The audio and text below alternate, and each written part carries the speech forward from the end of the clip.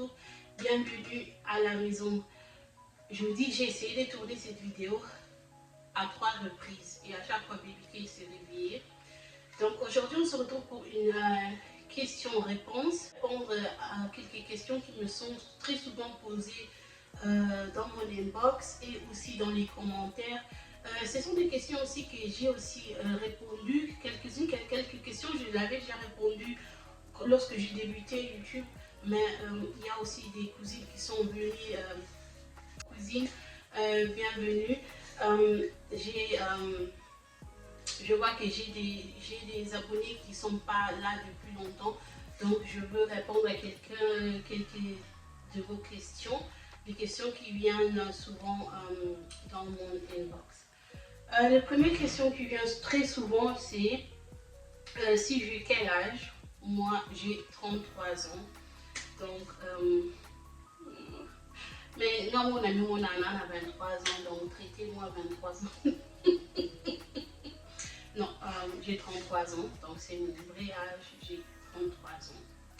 Et si Grevline c'est mon vrai nom, Benécha c'est pas mon nom, Benécha c'est le nom de mon premier bébé. Donc c'était souvent Grevline, la maman de Benécha, c'est pour cela que ma chaîne s'appelle Grevline Benécha, mais je m'appelle réellement Grevline. Et beaucoup m'ont demandé le vrai nom de Baby K, comment Baby K elle s'appelle réellement.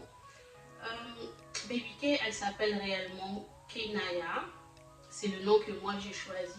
En fait, moi et mon mari on fait que moi je choisis un nom et lui choisit le nom Achiluba. Tous mes enfants ont deux noms et ils ont le nom que moi je choisis, ils ont aussi le nom que leur papa choisissent.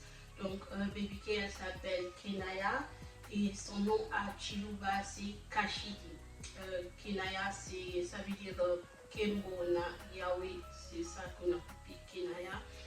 Et Kashidi Achiluba ça veut dire éternité. Donc voilà, ça c'est le vrai nom de Baby K, mais pour moi elle reste Baby K forever, même si elle a 20 ans, Baby K.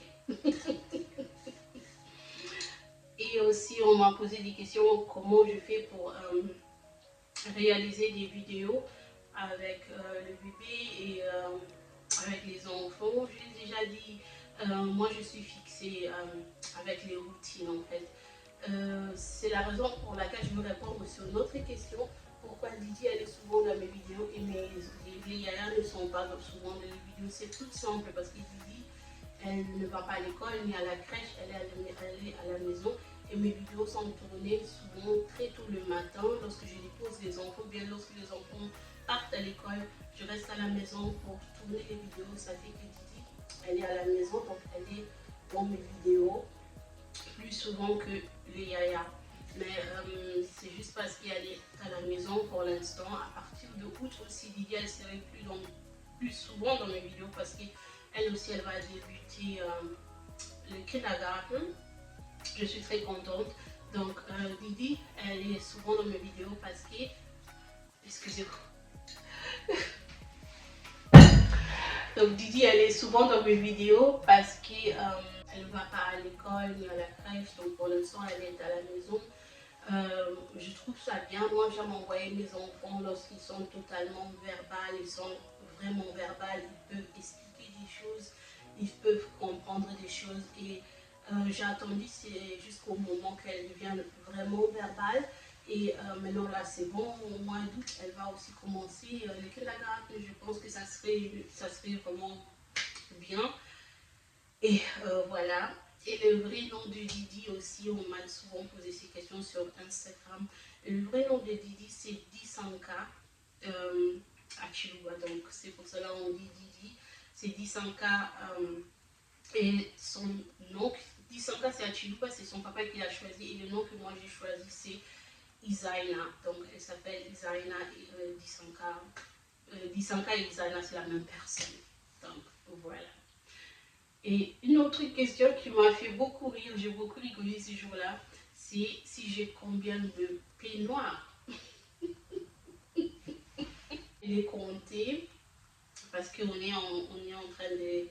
Vous voyez même la position de chambre va changer parce que ça serait plus ma chambre, ça serait la chambre des visiteurs.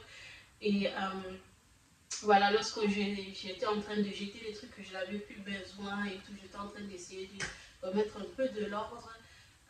J'ai compté, j'ai exactement 36 peignoirs. Donc voilà, j'ai exactement 36 peignoirs. Mais tous, ce ne sont pas tous des peignoirs, ce sont des kimonos et tout. Donc voilà, en total, tout ça, ça fait 36. Je ne suis pas encore terminée non, bac. J'aime tellement les peignoirs. Donc voilà, j'ai en total 36 peignoirs. Mais les autres collectionnent des sacs à main et des boucles d'oreilles et tout ça. Moi, j'aime des peignoirs.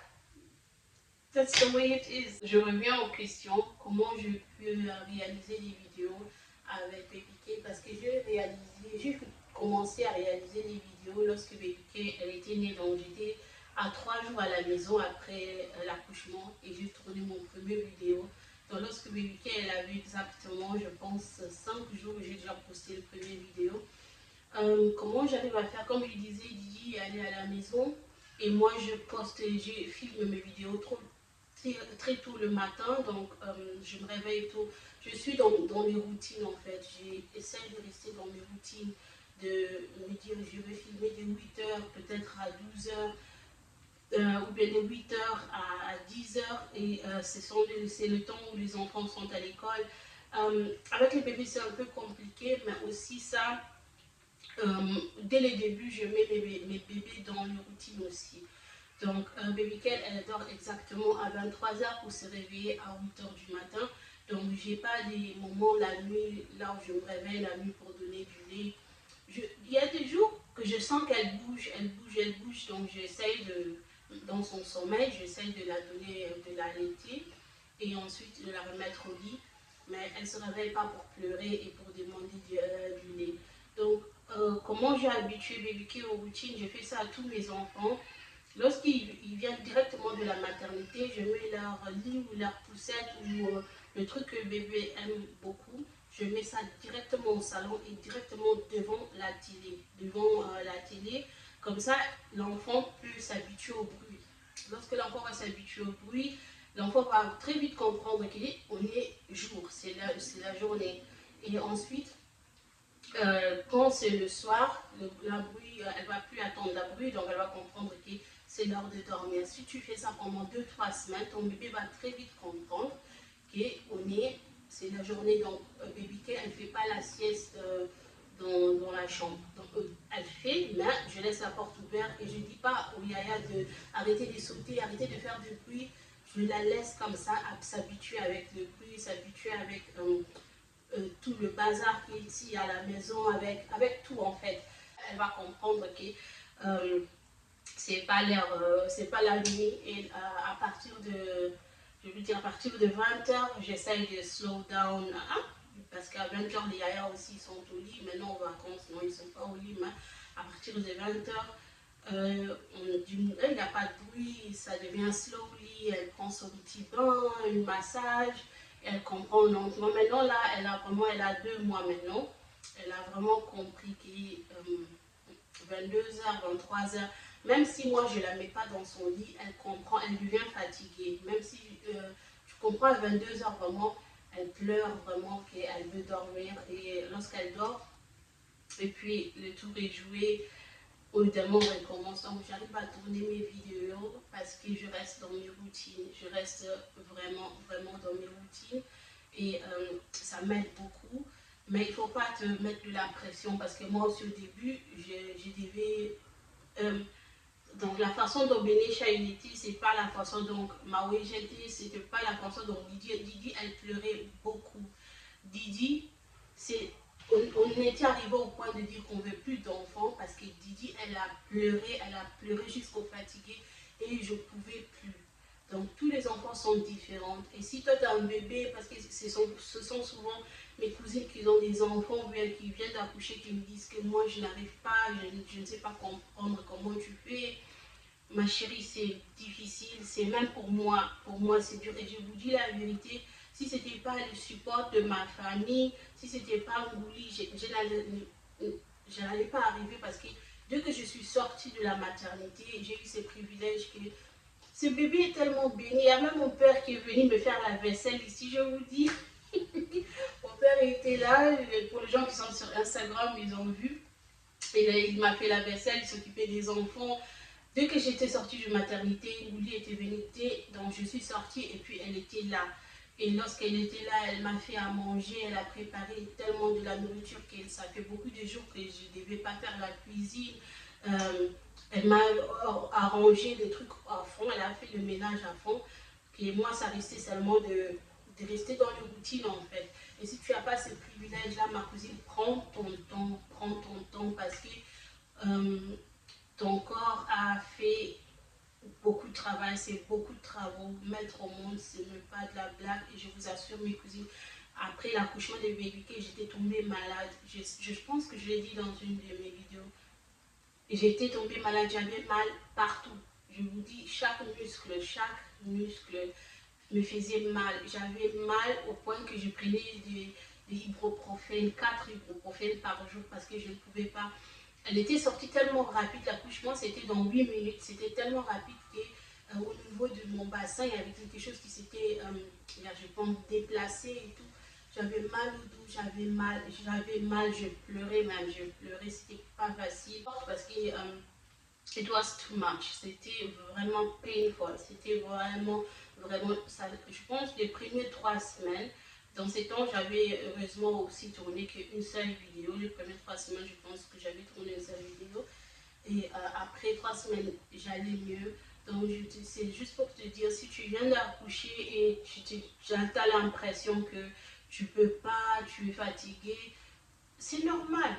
C'est normal. Ne croyez pas tout ce que vous voyez sur les réseaux sociaux parce que vous allez tomber dans les complexes, vous allez tomber dans les dépressions. Ne croyez pas tout. Nous ne sommes pas des super femmes, nous ne sommes pas des super robots, nous ne sommes pas des super... Nous sommes comme vous, je suis comme vous. Ne te dis pas que oh, elle peut faire ceci et moi je suis fatiguée. Je te dis, je peux faire parce que j'ai eu ce privilège qu'au début, lorsque Baby K était né, j'ai eu tellement de support de tout le monde s'est mobilisé, tout le monde était là, les gens sont de passage jusqu'au jour d'aujourd'hui, les gens sont de passage et c'est ça qui m'a donné le privilège d'être capable de rester au top de mes contenus, mais aussi j'ai aussi mes moments où je ne peux pas, au moment du colique, je ne pouvais plus. Il y a quelque chose dans mon œil. Au moment lorsqu'elle souffrait extrêmement du colique, je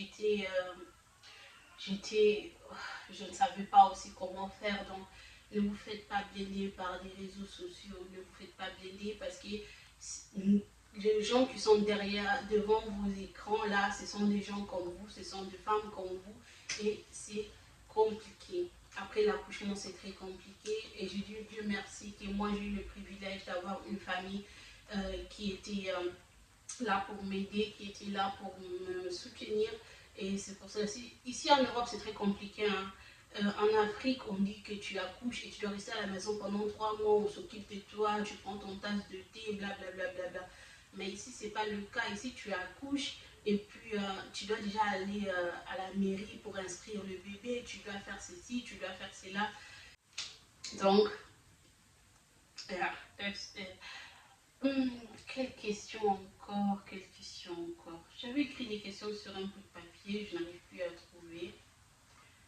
Oui, on m'a posé aussi la question si j'ai déjà perdu du poids depuis que j'ai accouché Baby K. Non, je n'ai pas perdu du poids.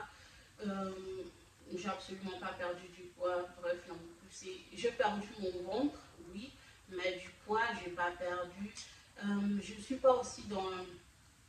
Comment on dit? Je ne suis pas dans le... Hein, donc je ne ressens pas la pression de perdre du poids aussi. Parce que je sais que Baby K c'est mon dernier bébé et même si ça me prend 2 ans pour perdre du poids, ouais, ça va me prendre 2 ans et alors, c'est ok, non? Donc non, j'ai pas encore perdu du poids et moi aussi, j'aime pas parler du physique sur ma chaîne, j'aime faire mon ménage, j'aime vous amener avec moi parce que je sais que parler du physique, il y a beaucoup de femmes qui sont dans le stress, dans le complexe, qui ressentent la pression en fait. Donc, toutes les femmes sont belles à leur façon. Si tu as pris du poids, après l'accouchement, on est ensemble. Moi, j'ai pas pris du poids pendant la grossesse.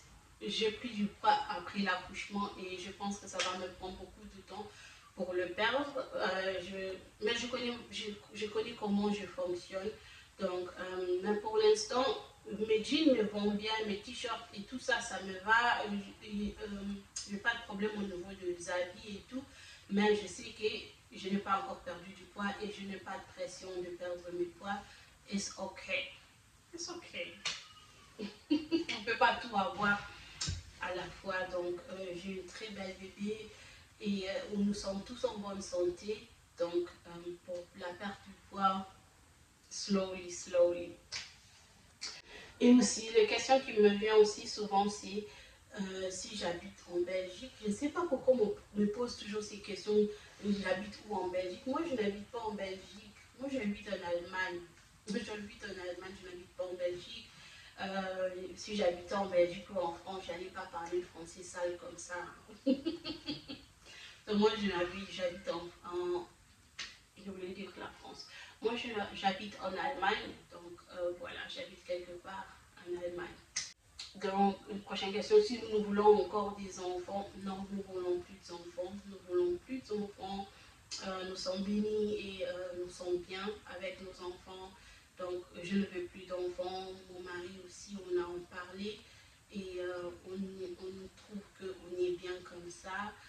Pour moi, ça fait 4 enfants. Pour mon mari, ça fait 5. Il a son premier enfant, il avait avant moi. Donc, il est papa des 5 enfants, un très bon papa, il s'occupe de ses enfants. Mais on doit aussi savoir que les enfants ne resteront pas petits, leurs besoins ne resteront pas, que ça ne va pas se limiter qu'à acheter des poupées, acheter des Barbies. Ils ont besoin de... Ce que l'enfant a réellement besoin, on ne peut pas acheter avec de l'argent, c'est du temps. Et quand on fait des enfants, on n'a pas le temps de se focus sur chaque enfant. Et je ne veux pas ça. Je ne veux pas que mes enfants grandissent et me disent que maman, tu nous faisais à manger, nos chambres étaient propres, mais j'avais besoin d'attention et tu n'étais pas là. Je ne dis pas que des gens qui ont beaucoup d'enfants ne peuvent pas donner à leurs enfants l'attention. Je parle par rapport à nous, par rapport à nos capacités, par rapport au job de tatou, par rapport à ses heures de travail, par rapport à tout ce que j'ai à manager. Je pensais même que c'était Didi, mon dernier enfant, mais Dieu nous a bénis avec une bonus et je pense que c'est bon. C'est bon vraiment.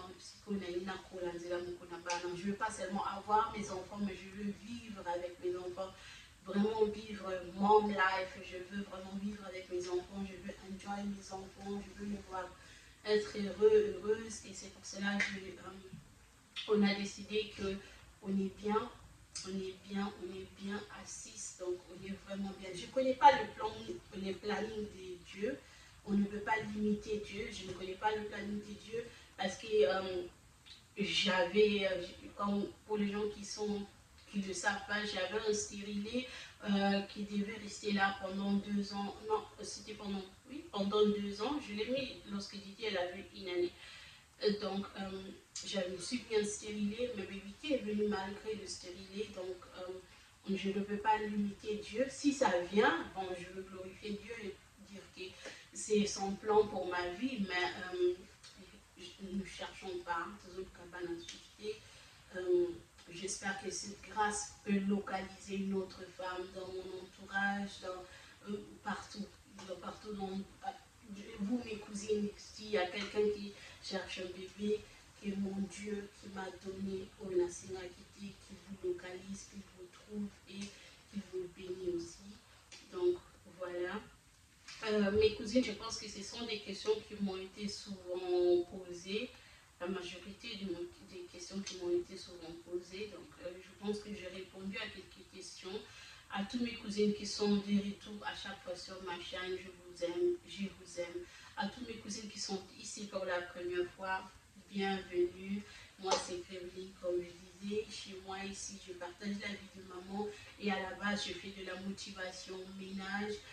Bienvenue dans ma chaîne. Sens-toi vraiment à l'aise. Sens-toi à l'aise.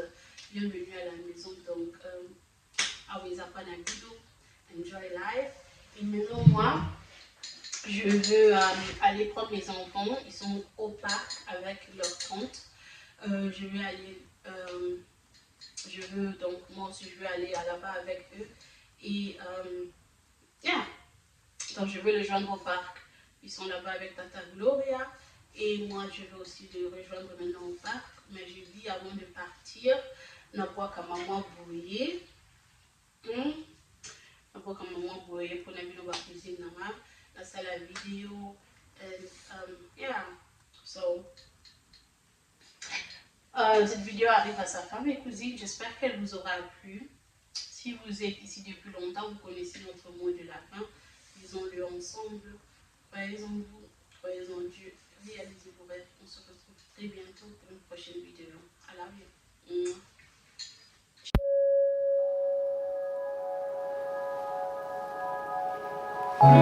you.